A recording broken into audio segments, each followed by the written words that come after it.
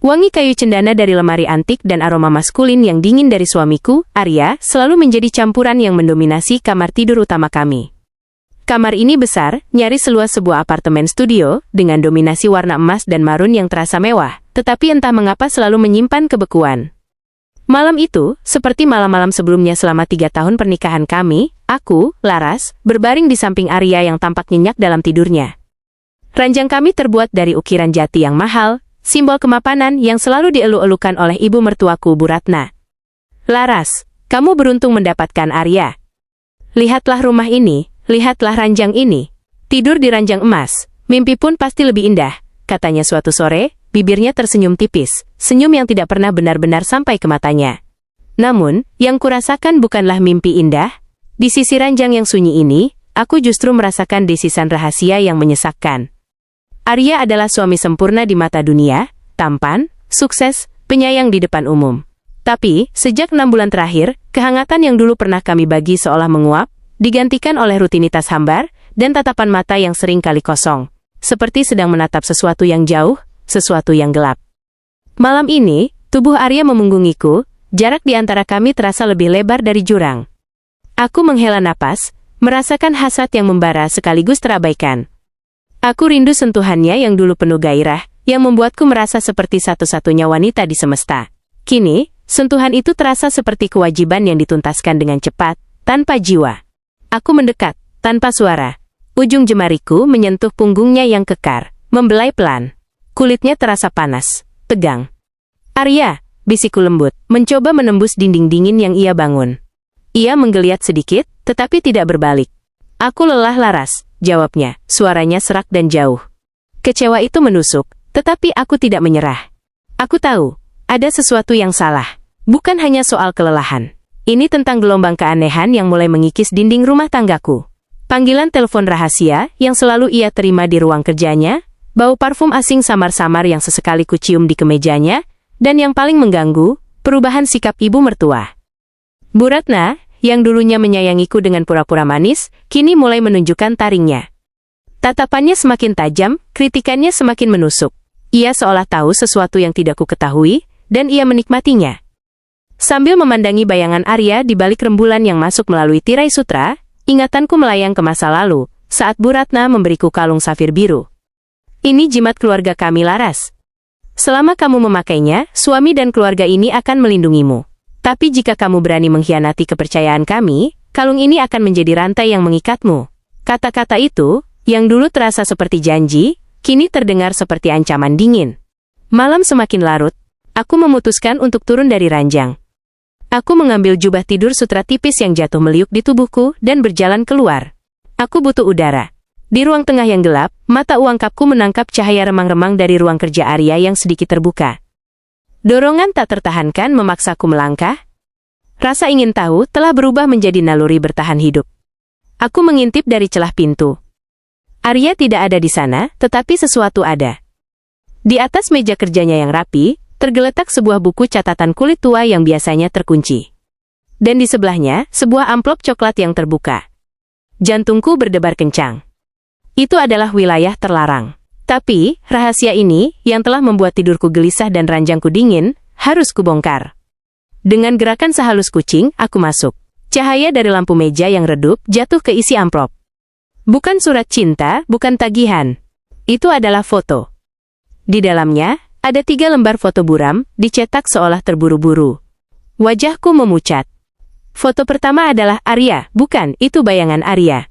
Ia sedang berciuman dengan seorang wanita yang rambutnya coklat panjang, di depan sebuah mobil mewah. Foto kedua, lebih mengerikan, Arya bersama wanita itu dan Bu Ratna. Mereka bertiga tampak akrab, Bu Ratna tersenyum lebar, senyum yang tak pernah ia berikan padaku.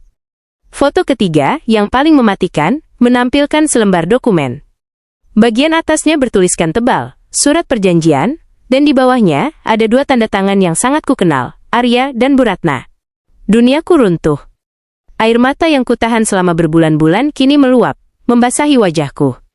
Jadi, selama ini, kebekuan di ranjang, senyum palsu di ruang makan, semua itu hanya senandung palsu di ranjang emas ini. Rahasia suamiku bukan hanya perselingkuhan, tetapi juga melibatkan mertuaku, membentuk sebuah jejak gelap di balik senyum suamiku yang terencana dan keji. Tiba-tiba, suara derit pintu dari kamar utama membuatku terkesiap. Arya. Aku harus segera keluar. Tapi, mataku tak bisa lepas dari buku catatan kulit itu. Mungkin kuncinya ada di sana. Aku meraih buku itu, dan menyembunyikannya di balik jubah sutraku, tepat saat langkah kaki Arya terdengar semakin dekat. Aku berhasil menyelinap keluar, kembali ke kamar, dan berbaring lagi, berpura-pura tidur. Jantungku bergemuruh seperti genderang perang di dada. Arya masuk. Ia tidak menyalakan lampu, hanya langsung menuju ranjang.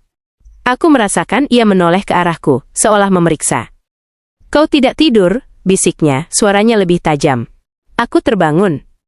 "Merindukanmu," jawabku, suaraku nyaris tak terdengar, berusaha terdengar mengantuk.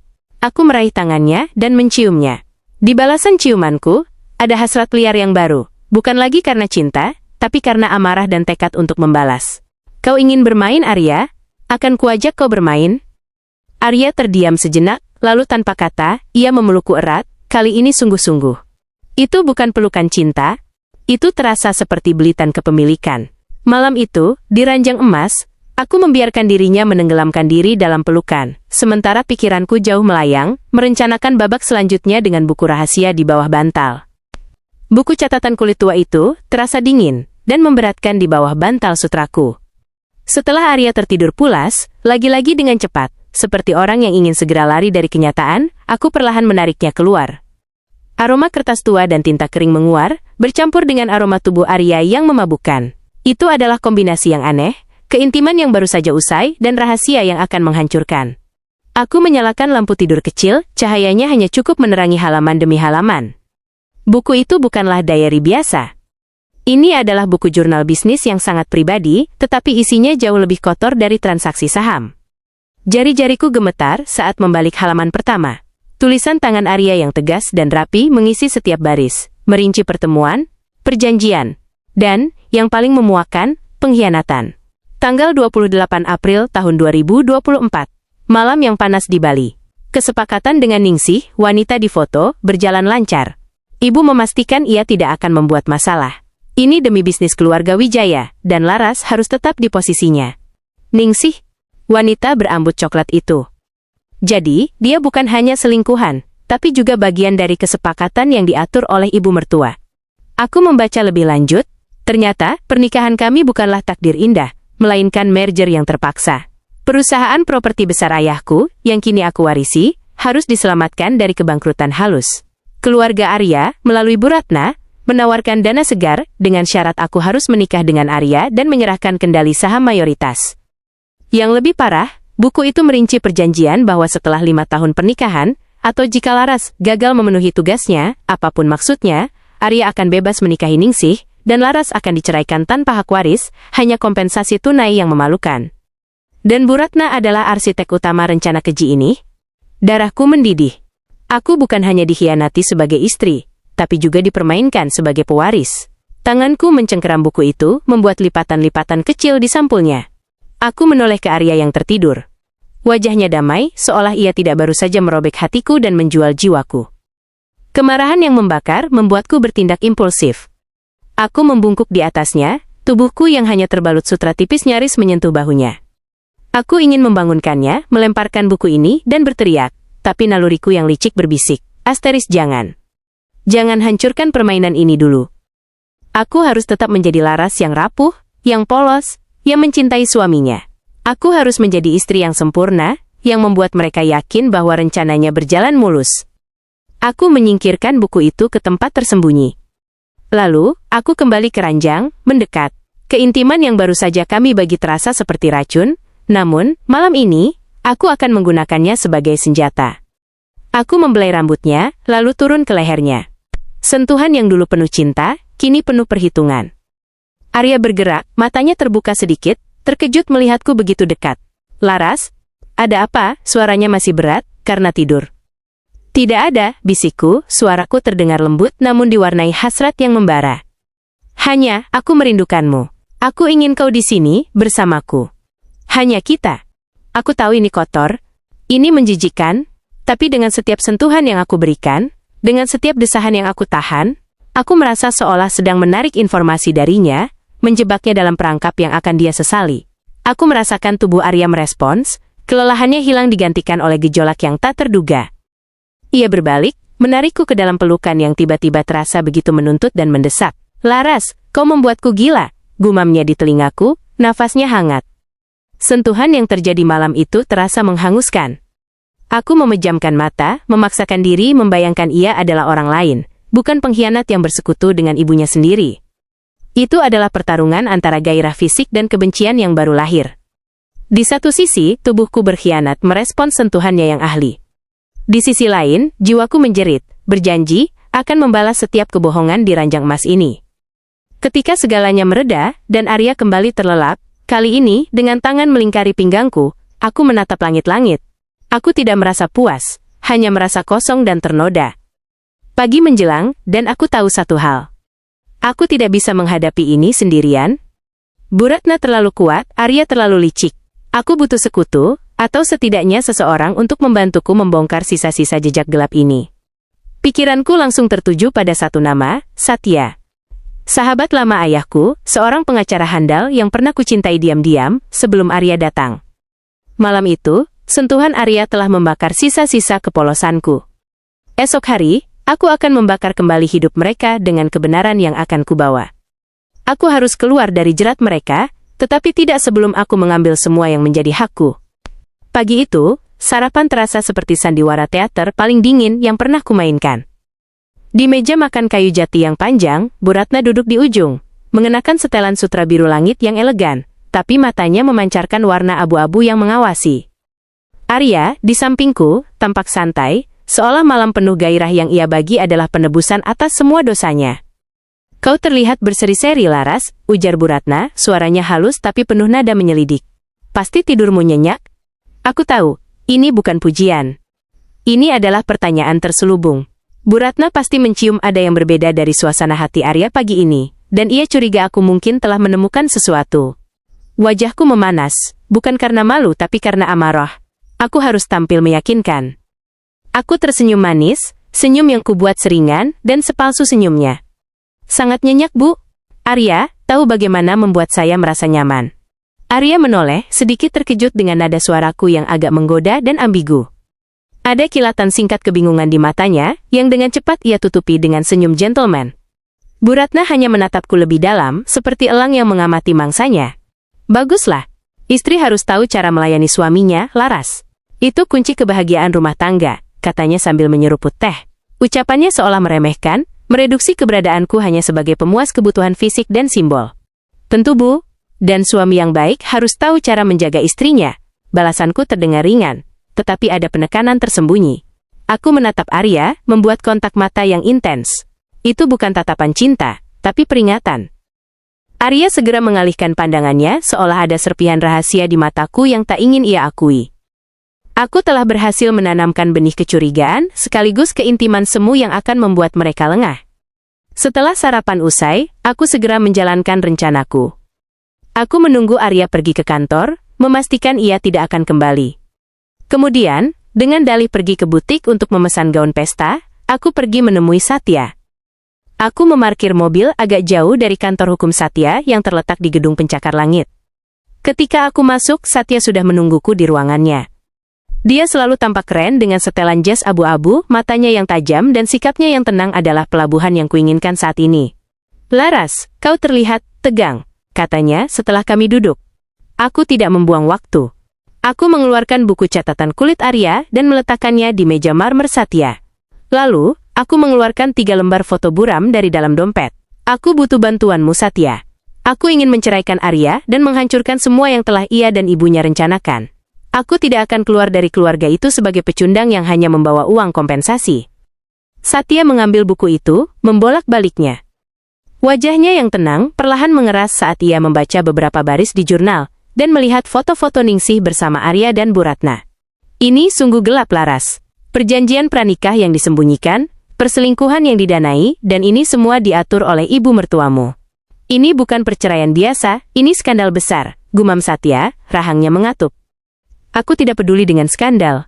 Aku hanya ingin keadilan, dan aku ingin mereka membayar mahal atas apa yang mereka lakukan pada ayahku dan aku," kataku, air mataku nyaris tumpah, tetapi aku menahannya. Aku tidak boleh menangis. Air mata adalah kelemahan. Satya mengangkat kepalanya, matanya bertemu denganku.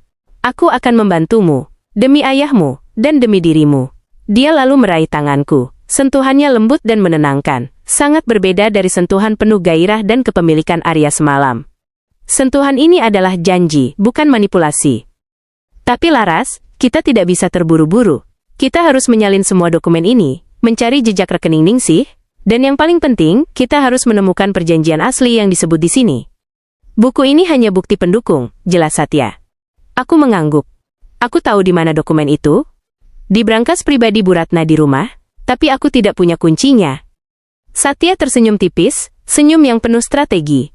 Tidak perlu kunci Laras, kita akan menggunakan senjata lain yang kau miliki. Senjata yang membuat mereka lengah. Kau harus kembali dan menjadi istri yang paling sempurna dan menggoda. Buat mereka percaya kau tidak curiga sedikit pun. Biarkan Arya mabuk kepayang denganmu, mabuk kepayang, hingga ia melakukan kesalahan. Aku merasakan tantangan itu menjalar di tubuhku. Ini akan menjadi permainan paling berbahaya, mempertaruhkan hati dan harga diriku. Tapi, demi kebebasan dan harga diri ayahku, aku harus melakukannya. Aku akan melakukannya, bisikku, tekadku mengeras. Aku akan menggunakan tubuhku, pesonaku, dan kecerdasanku sebagai umpan. Senjata tersembunyiku adalah menjadi diriku yang paling diinginkan, sambil memegang rahasia mereka. Sore itu, aku kembali ke rumah dengan aura yang berbeda. Bukan lagi Laras yang rapuh dan penuh curiga, melainkan Laras yang memancarkan pesona yang sengaja kuperkuat. Setelah berbicara dengan Satya, sebuah energi dingin namun penuh gairah menjalariku. Aku sedang berperang, dan aku akan menggunakan setiap daya tarik yang kumiliki sebagai peluru. Bu Ratna, yang sedang menyesap teh di ruang keluarga, memandangiku dengan pandangan biasa, yang kini terasa seperti pemindai X-ray. Aku tersenyum lebar dan tulus. Saya sudah memesan gaun pesta untuk acara yayasan, Bu. Arya pasti akan terkejut. Semoga saja gaun itu bisa mengimbangi kekurangan di tempat lain, sindirnya pelan. Oh, gaunnya sutra merah, Bu, balasku mataku berkilat. Saya yakin malam ini, Arya akan melihat saya dengan cara yang baru. Bu Ratna terdiam, senyum sinisnya sedikit memudar. Aku tahu. Aku telah menembakkan tembakan pembuka. Aku meninggalkannya dengan kebingungan halus dan langsung menuju kamar. Malam harinya, aku menyiapkan ranjang emas itu dengan cermat. Lampu-lampu dimatikan, hanya menyisakan lilin aromaterapi vanila dan patchouli yang wanginya tebal dan sensual. Aku tidak mengenakan jubah sutra yang dingin. Kali ini, aku memilih gaun tidur slip dress tipis berwarna merah marun, warnanya yang gelap kontras dengan kulitku, menjanjikan bahaya sekaligus kehangatan. Ketika Arya pulang, ia tampak lelah, tetapi matanya langsung terfokus padaku. Ia berdiri di ambang pintu, koper kerjanya jatuh ke lantai tanpa suara. Laras, ada apa ini? Suaranya rendah, nyaris tercekat. Aku berjalan pelan ke arahnya, setiap langkahku di atas karpet tebal terasa disengaja. Aku tidak berkata apa-apa. Tiba-tiba, aku tidak perlu kata-kata. Aku meletakkan tanganku di dadanya, di atas kemeja mahalnya, dan mendongak. Mataku memancarkan campuran antara kerinduan dan permainan yang berbahaya. Aku hanya merindukanmu, Arya. Seharian tanpamu terasa seperti selamanya. Bisikku, suaraku serak dan menggoda. Di balik kata-kata mesra itu, aku memvisualisasikan foto Ningsih. Visualisasi itu memberiku kekuatan, amarah yang membara diubah menjadi api gairah yang menyesatkan. Arya menarikku ke dalam pelukan yang keras, melepaskan ciuman yang mendesak, berbeda dari malam sebelumnya. Malam ini, ia tidak hanya ingin menuntaskan kewajiban, ia ingin melupakan semuanya dalam diriku. Kau gila, Laras. Kau cantik sekali, gumamnya, menarik tali gaun tidurku ke bawah. Sentuhan yang terjadi malam itu adalah sandiwara terhebatku. Aku meresponsnya dengan gairah yang berlebihan, memastikan dia merasa bahwa aku adalah satu-satunya pelabuhan. Aku ingin dia tenggelam dalam keintiman yang kami bagi, lupa akan Ningsih, lupa akan ibunya, lupa akan perjanjian terkutuk itu. Aku membiarkan dirinya sepenuhnya menguasai, sementara pikiranku tetap jernih dan fokus pada tujuan. Aku membiarkannya terlena dalam kehangatan sesaat, memabukkan indranya hingga kelelahan membuatnya terlelap dalam posisi telentang. Nafasnya teratur dan dalam. Ini saatnya. Aku bergerak sehalus bayangan, berhati-hati agar tidak mengganggu tidurnya. Aku turun dari ranjang, mengenakan kembali gaun tidur merah marun itu. Tujuanku, kamar tidur Bu Ratna. Kamar Bu Ratna berada di ujung koridor. Biasanya terkunci, tetapi aku ingat pernah melihat Bu Ratna menyembunyikan kunci duplikat di bawah patung kura-kura perunggu di ruang ganti. Dengan langkah berjinjit, aku menuju ruang ganti. Jemariku yang dingin menyentuh kura-kura perunggu itu. Benar saja, di bawahnya, ada sebuah kunci perak kecil. Jantungku berdebar kencang saat aku memasukkan kunci itu ke lubang pintu kamar Bu Ratna. Klik. Pintu terbuka. Kamar itu gelap, beraroma lavender dan ketenangan yang palsu. Aku mencari brankas. Brankas itu tersembunyi di balik lukisan potret besar Bu Ratna. Aku menyalakan lampu ponselku, sinarnya yang redup menyorot ke dinding. Aku menggeser lukisan itu. Di belakangnya, brankas hitam mengkilap tampak jelas. Sekarang, kodenya. Tiba-tiba, ponsel Arya yang tergeletak di nakas kamar kami bergetar. Satu getaran. Hanya sekali. Aku membeku. Itu adalah kode yang ia gunakan hanya untuk panggilan rahasia. Rasa takut itu membuatku hampir pingsan. Apakah Bu Ratna menelponnya? Apakah mereka sudah curiga? Aku harus cepat. Aku ingat Arya pernah mengatakan bahwa kode brankas Bu Ratna adalah tanggal ulang tahunnya, tanggal yang juga tertera di kalung safir yang pernah ia berikan padaku. 170.365. Jemariku menekan tombol-tombol brankas, tangan yang baru saja membelai Arya kini sibuk mencuri rahasia ibunya. Brankas itu berbunyi, klik ene, terbuka. Di dalamnya, tidak ada perhiasan. Hanya tumpukan dokumen. Dan yang paling atas, dengan kop surat perusahaan ayahku, adalah dokumen tebal yang kusut. Di halaman pertama, tertulis judul yang membuatku mual, Surat Perjanjian Pengalihan Kekuasaan dan Penceraian Dini. Ini dia, bukti yang akan menghancurkan mereka. Aku segera memotret setiap halaman dokumen penting itu dengan ponselku, memastikan semuanya jelas. Tiba-tiba, suara langkah kaki terdengar dari koridor. Bukan langkah Arya, itu langkah yang lebih ringan, lebih cepat. Laras! Apa yang kau lakukan di kamar ibu? Suara Arya memecah keheningan malam, penuh amarah dan kejutan yang mematikan. Ia sudah bangun? Jebakanku terlalu efektif. Dan kini, aku terjebak. Napas Laras tercekat. Ia tidak menyadari bahwa keintiman yang ia pamerkan telah membuat Arya tidak tertidur nyenyak, tetapi justru terbangun oleh kegelisahan yang mendalam. Wajah Arya di ambang pintu hanya diterangi cahaya remang dari kamar, tampak mengerikan, perpaduan antara kekecewaan mendalam dan kemarahan karena dikhianati. Laras, jawab aku, desis Arya melangkah masuk dengan cepat. Ia melihat brankas yang terbuka, tumpukan dokumen, dan ponsel Laras yang masih tergenggam. Kau, menggeledah kamar ibuku? Raungnya, nada suaranya tertahan, takut didengar oleh Bu Ratna yang tidur di sayap rumah lain. Laras tidak lari, ia tidak menyembunyikan apapun. Ia berdiri tegak, gaun tidur merah marunnya kini terasa seperti seragam perang. Di balik penampilannya yang menggoda, ada tekad baja. Aku tidak menggeledah Arya, jawab Laras dingin, suaranya tenang, kontras dengan gemuruh di dadanya. Aku hanya mengambil kembali apa yang menjadi hakku. Jejak gelap di balik senyum suamiku sudah terlalu lama ku sesap sebagai racun. Arya mendekat, meraih pergelangan tangan Laras dengan kasar. Kau tidak tahu apa yang kau lakukan. Ini bukan urusanmu. Ini demi kelangsungan hidup keluarga kita. Keluarga kita. Laras menyentakkan tangannya, melepaskan diri. Matanya berkaca-kaca, tetapi air mata itu adalah api. Jangan bicara tentang keluarga. Keluarga yang mana? Yang dibentuk di atas kebohongan dan perselingkuhan yang diatur oleh ibumu sendiri? Perjanjian kotor ini yang merencanakan kehancuranku, yang membuat ayahku tertekan hingga sakit. Kau pikir aku bodoh? Arya terdiam, lidahnya keluh. Ia sadar, sandiwara ini telah berakhir. Dengarkan aku Laras, ini hanya kesalahpahaman bisnis. Ningsih hanya seorang rekanan yang harus kutemui. Ibu hanya ingin memastikan aset keluarga aman. Aman? Dengan mencampakkanku ke jalan tanpa hak sedikit pun? Dan di mana ibu mertuaku, arsitek dari semua kebusukan ini? Laras menunjuk dokumen yang ia pegang. Aku sudah memotret semuanya Arya, surat perjanjian pengalihan kekuasaan, semua yang merinci pengkhianatanmu dan Ibu Ratna. Kau terlambat. Tiba-tiba, suara lain memecah ketegangan. Ada apa ini? Kenapa ribut-ribut? Bu Ratna berdiri di ambang pintu, rambutnya sedikit berantakan, mengenakan kimono sutra. Matanya langsung tertuju pada brankas yang terbuka. Ekspresinya yang selalu dikontrol kini runtuh, digantikan oleh amarah yang membara. Laras, kau jalan kurang ajar, teriak Bu Ratna, melupakan keanggunan. Ia berlari ke arah Laras, mencoba merebut dokumen dari tangannya.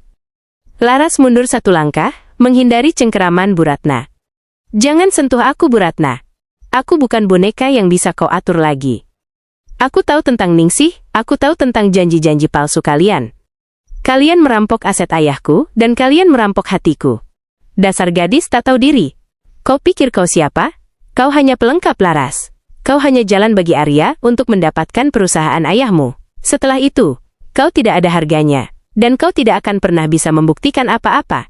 Bu Ratna terengah-engah, raut wajahnya menunjukkan kepanikan. Laras tersenyum tipis, senyum yang begitu dingin hingga membuat Arya mundur selangkah. Itu adalah senyum kemenangan. Terima kasih, Bu. Ucapan itu baru saja terekam jelas di ponselku. Aku sudah menelpon Satya, pengacaraku. Dia sudah menungguku dengan semua salinan dokumen ini, dan ia akan segera merilisnya ke media. Jeda panjang menyelimuti ruangan. Wajah Arya dan Bu Ratna pucat pasi, seperti mayat hidup. Mereka menyadari mereka telah kalah total. Laras tidak hanya menemukan rahasia mereka, Laras sudah menyiapkan jebakan balasan. Kau tidak bisa melakukan ini, bisik Arya, suaranya lemah. Aku bisa, Arya, dan aku akan melakukannya. Laras mendekat, suaranya kembali menjadi bisikan, namun kali ini mematikan. Selama 3 tahun, aku tidur di ranjang emas ini denganmu, membiarkanmu berpikir kau memiliki aku. Tapi kau tidak pernah memilikiku. Kau hanya memiliki tubuhku, dan itu pun hanya sampai malam ini. Sentuhan yang kau berikan adalah sentuhan pengkhianatan, dan kini aku akan mengembalikan pengkhianatan itu berlipat ganda. Laras membalikkan badan, berjalan ke pintu keluar kamar Bu Ratna. Aku menceraikanmu, Arya, dan aku akan mengambil kembali setiap saham, setiap aset, dan setiap sen yang kalian curi dari ayahku. Permainan kalian sudah berakhir. Ia meninggalkan kedua pengkhianat itu dalam keheningan yang menghancurkan. Di luar, fajar mulai menyingsing. Laras berjalan keluar dari rumah itu. Gaun tidur merah marunnya tersampir di tubuh, memegang dokumen penting itu erat-erat. Ia tidak lagi melihat rumah itu sebagai rumahnya, melainkan sebagai jejak gelap yang akan segera ia singkirkan. Di luar gerbang, Satya sudah menunggunya di dalam mobil hitam. Laras masuk, dan ia tahu, kisah rumah tangganya yang dramatis dan emosional itu telah berakhir. Sebuah babak baru penuh kekuatan baru saja dimulai. Api balas dendam telah menyala, dan ia adalah sang pemenang.